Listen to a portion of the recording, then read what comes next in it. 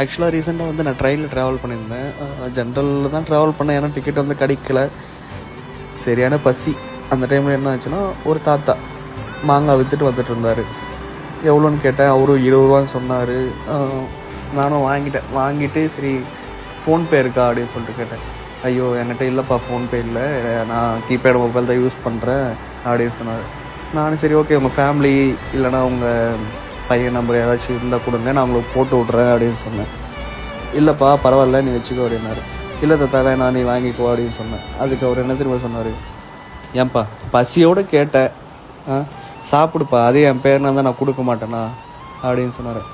அவர் அந்த வார்த்தை சொன்ன அப்புறமா வந்து எவ்வளோ எமோஷனல் ஆயிடுச்சு தெரியுமா? ஏன்னா இந்த காலத்தில் வந்து காசில் நான் எவனும் மதிக்கவும் மாட்டானுங்க. இந்த மாதிரி காலத்தில் வந்து அந்த மாதிரி மனுஷனை வந்து பார்க்கும்போது ரொம்ப ஒரு எமோஷ்னல் ஆயிடுச்சு. இந்த காலத்துலேயும் இந்த மாதிரி மனுஷன்லாம் இருக்காங்களா அப்படின்னு சொல்லிட்டு.